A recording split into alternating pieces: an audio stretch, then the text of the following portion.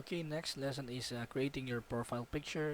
Dito ko ituro kung ano bang dapat na placement na sa atin or ang gagamitin natin for our profile picture. So ito na yun guys.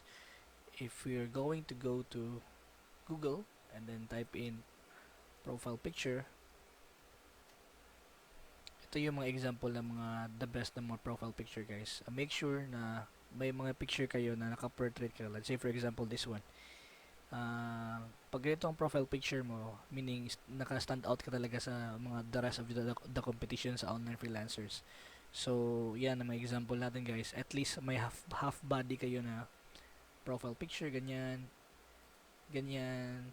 So, kung wala pa kayong budget sa photo studio, you can just magpa-picture ka lang sa mga friends mo and then make sure may half body ka. Hindi naman need yung full body talaga. So, at least half body, that will work, half body lang. Okay, so let's just try to find another example.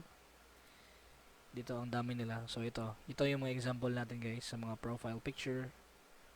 Yan, yan.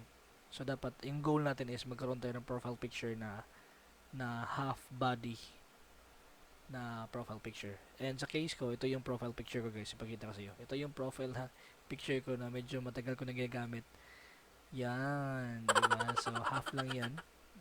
Yan ang sinasabit ko ng mga application. And then ito yung latest ko. Yan, at least half.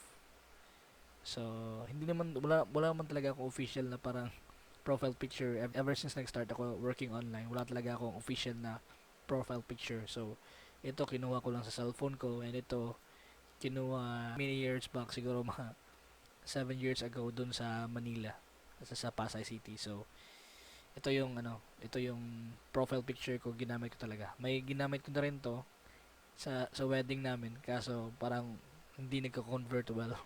Walang kumukuha sa akin kasi nga hindi na ako nakafocus doon sa camera. So, ito lang yung mga tips guys on creating, and kung mag-select kayo ng profile picture, at least half ng katawan nyo or ganito or portrait.